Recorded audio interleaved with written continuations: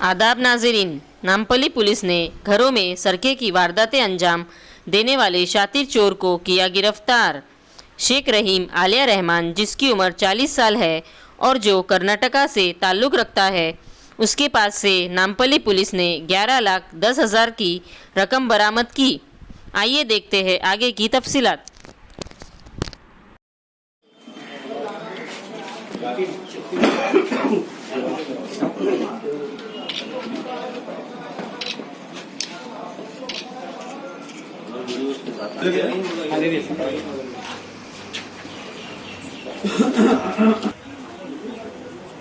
एक मिनट भाई ना कैश होता है कैश भी है ना, दोनों